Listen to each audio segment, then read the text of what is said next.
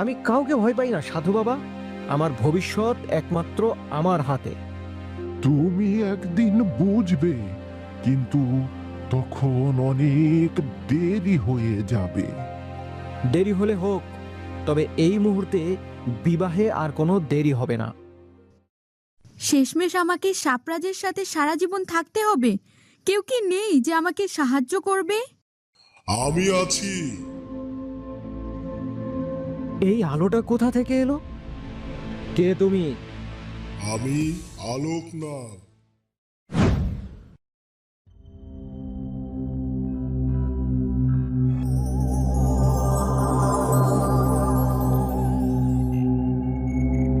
কে তুমি? আমি আলোকনাথ। এখানে কিভাবে এলে? তোমার দুঃসাহস হলো কিভাবে আমার আয়োজন নষ্ট করার? আমি আলোকনাথ, অন্ধকারের বিরুদ্ধে লড়াই করতে এসেছি। কে এই ব্যক্তি?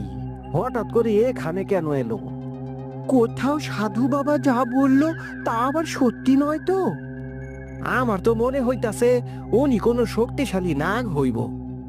তুমি যেই হও না কেন, এই মুহূর্তে এখান থেকে চলে যাও। দীর্ঘ অপেক্ষার পর আমি এই বিবাহ সম্পন্ন করতে চলেছি। এখানে আমি কারো কোনো হস্তক্ষেপ চাই না। দর্শা, অগ্নিনাগ, প্রহরী, এই ব্যক্তিকে বন্দী করো।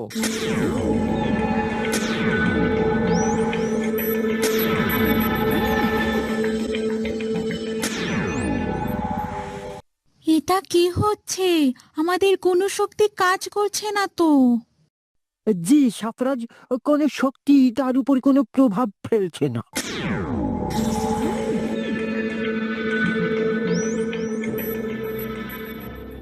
তাকশিকা, তুমি এখানে? সাপরাজ, আপনি যতই শক্তিশালী হন না কেন, অন্যায় আর অত্যাচার কখনো চিরস্থায়ী হয় না। আমি আলোকনাগের কাছে আপনার এই অন্যায়ের কথা জানিয়েছি। তোকে মায়ার আগুনে ভস্ম না করাই আমার বড় ভুল ছিল, কিন্তু এবার আমি কাউকেই ছাড়বো না। মা, বাবা, তোমরা ঠিক আছো? হ্যাঁ মা, ঠিক আছি আমরা। এখানে কি হচ্ছে আমি তো কিছুই বুঝতে পারছি না রে মা। সেটা তো আমিও বুঝতে পারছি না বাবা। তুমি আমার শক্তি সম্পর্কে জানো না, আমায় আটকাতে এসেছো। এই ভুল করতে যেও না। তোমার শক্তি যতই প্রবল হোক, সত্যর শক্তি তার চেয়েও বেশি। অন্যায়কে প্রতিরোধ করাই আমার কাজ।